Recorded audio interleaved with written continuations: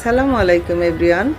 আমি আম শক্ত বা আমের জেলির ছোট্ট একটা ভিডিও নিয়ে আসছি। তো এখানে আমি কাঁচা পাকা আম ভালো করে সিদ্ধ করে কিছু মশলা অ্যাড করে এটাকে আমি ভালো করে চেলে ট্রের ভিতরে ফ্যানের নিচে শুকাতে দিয়েছি। তো এভাবে আমি 3 দিন ঘরের ভিতরে শুকাবো, কারণ বাহিরে প্রচুর ধুলাবালি।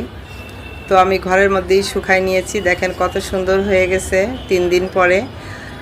আর পাতলা করে এটা আমি করেছিলাম যেহেতু, এই জন্য আমার দুটোই শুকায় গিয়েছে। তো এখন আমার ছোট ভাই বসে দেখতেছে কখন এটা আমি কাটবো। আমি সাইডটা একটু ছাড়িয়ে নিচ্ছি।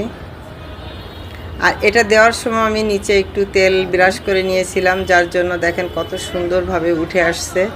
তো এটাকে আমি রোল করে পেঁচিয়ে নিব।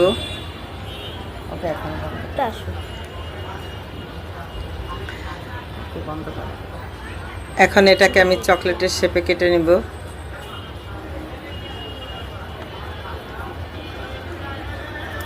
যেহেতু আমি অল্প জেলি বানিয়েছি, এটা সবাই হাতে হাতে খেয়ে ফেলবে মজা করে। আর ভিতরটা দেখেন কতগুলা পার্ট পড়ছে।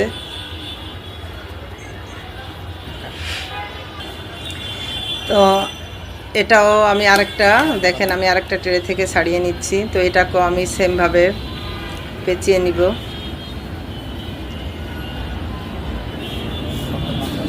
আপনাদের শর্টকাটে আমি ভিডিও করে দেখাই। তো আমার ভিডিওগুলো যদি আপনাদের কাছে ভালো লাগে, আপনারা একটা লাইক কমেন্ট দিয়ে যাবেন। তো কেমন হলো আমার আমের জেলিগুলা? সবাই ভালো থাকবেন। আল্লাহ হাফেজ।